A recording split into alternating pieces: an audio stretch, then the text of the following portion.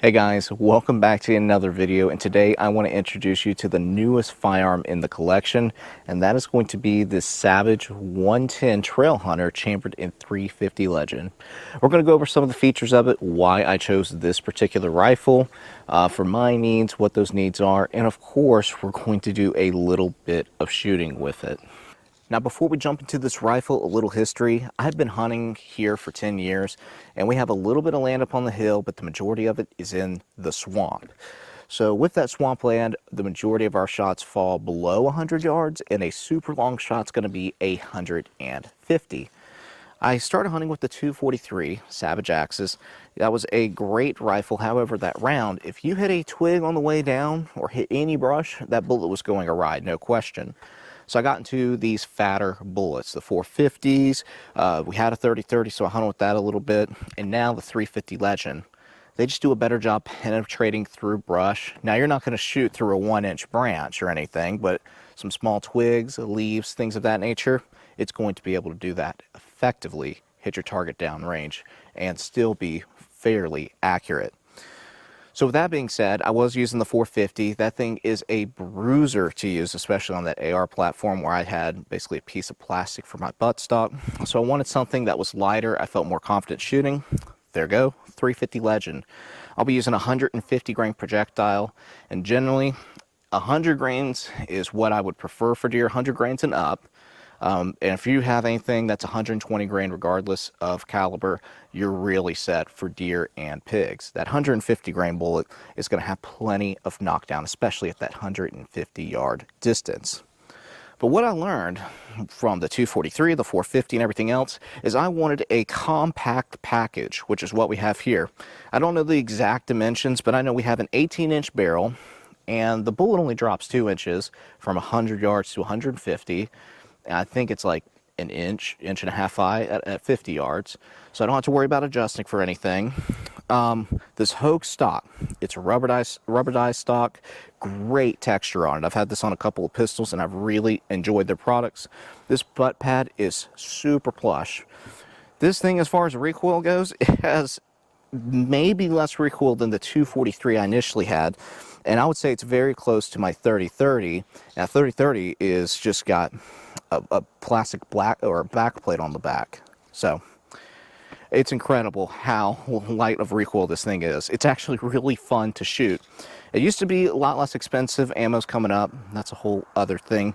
Anywho, the rifle itself, the reason I wanted the 110 is, after having the Axis, I want something just a little bit better build quality. That's not to knock the Axis, but in the swamp where we hunt, 1 week you go in, it is dry going by ATV. The next week you go in, it could be by boat and it could be 20 feet deep. It rains down here all the time. We're right next to one of the rainiest cities in the US as far as geolocation. So something to consider. Now, this has a stainless steel barrel that is Cerakoted, stainless steel bolt, and with this rubberized stock, the synthetic stock, I don't think I'm going to have any issues with rusting, which is one of the biggest things. I want this to be a true all-weather rifle. Now, that being said, two things I wish they did. This magazine, it's just got some type of cheap bluing on it. It's not coated, I don't believe. I'm worried that this is going to rust. I wish they would have just went ahead and Cerakoted that with the same color, considering this is the Trail Hunter, and this is set for a suppressor. This right here is not Cerakoted either, and I can already see a little bit of rust starting to form. I don't know why I don't go ahead and Cerakote that, especially when you're coming out with, I mean, really, an all-weather rifle. Granted, those are just small caveats, but things to consider. So at this price point, $550, you're really competing against the Ruger American II, you're competing against the Winchester XPR, and a couple of others. I would consider this a mid-tier to lower mid-tier rifle. It sits above the Savage Axis, but it's certainly not up there if your Tikka T3s, your Browning, what's it, X-Bolt or A-Bolt, whatever it is.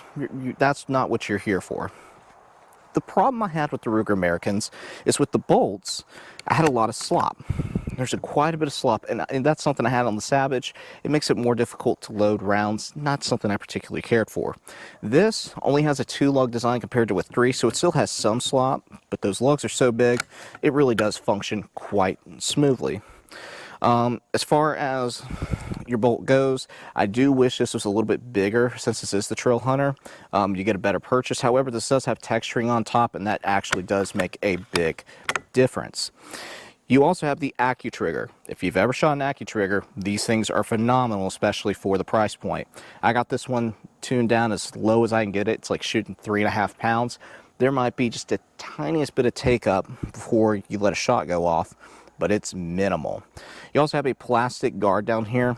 Some people hate the plastic. That really doesn't bother me per se. It cuts down on weight. You don't have to worry about corrosion, so not a huge deal, again, considering the price point.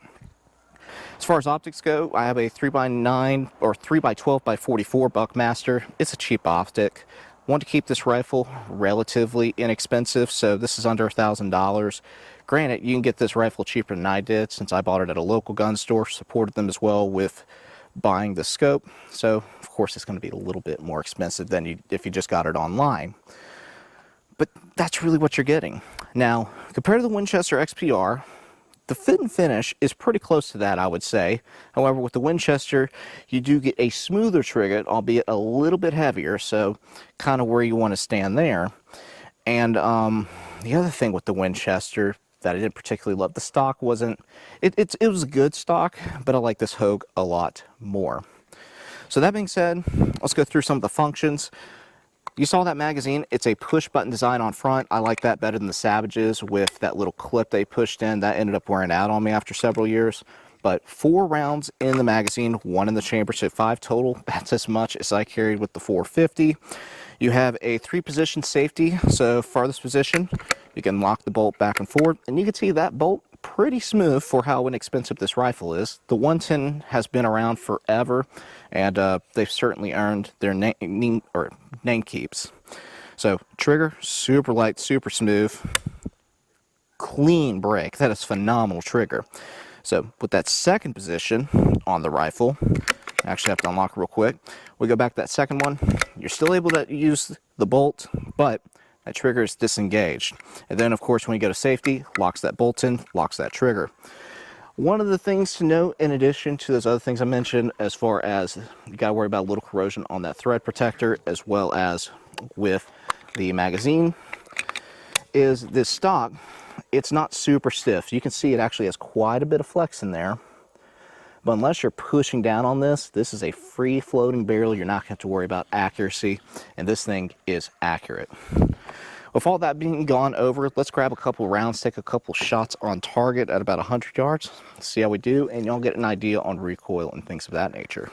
About 90-95 yards away, got 4 steel targets set up as well as 2 jugs.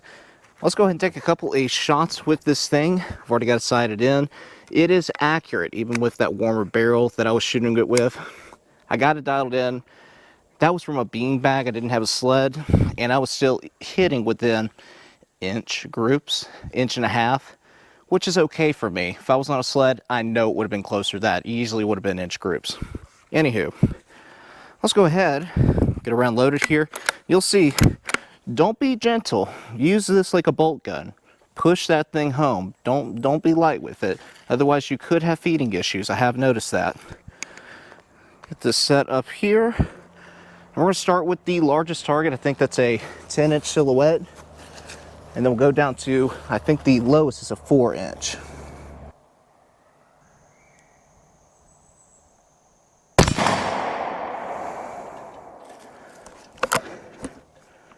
Bring it, zoom out a little bit.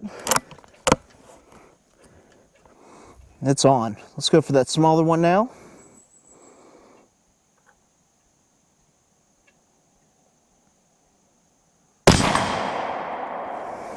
Drilling them.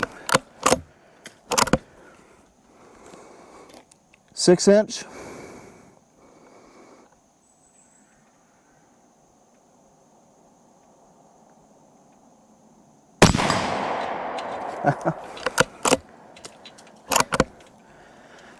And finally, this 4-inch.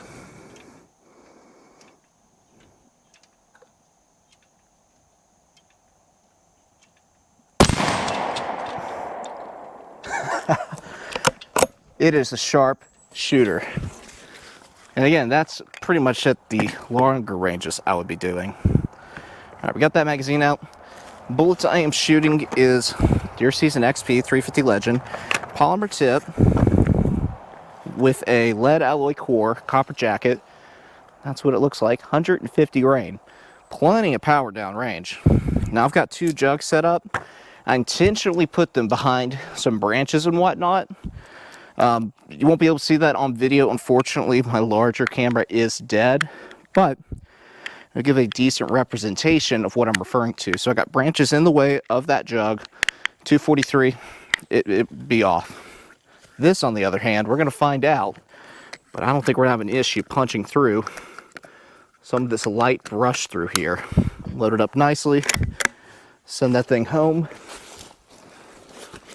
Let's see if we can hit a jug.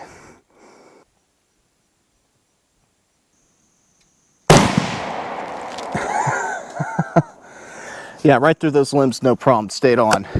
That was a 1 gallon jug. Let's move down to the half gallon size. And you see there's just hardly any recoil. And final shot, here we go, hopefully.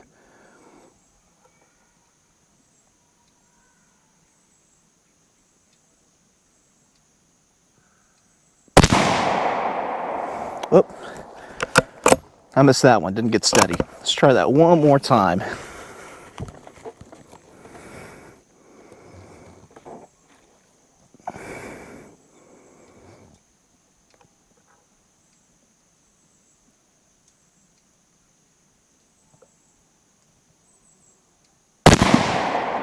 There we go.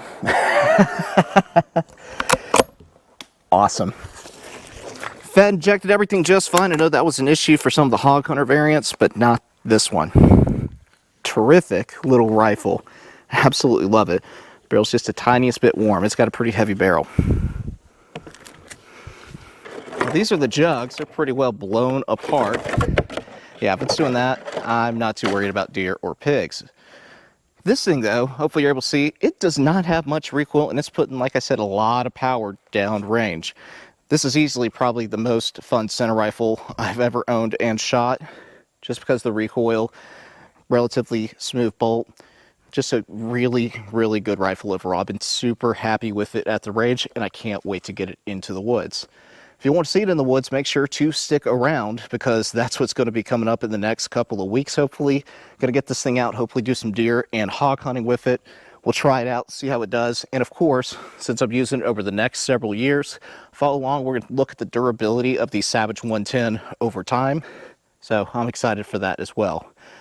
But guys, I do hope you enjoyed today's video. If you did, please make sure to share, like, subscribe for more. And as always, thanks for watching.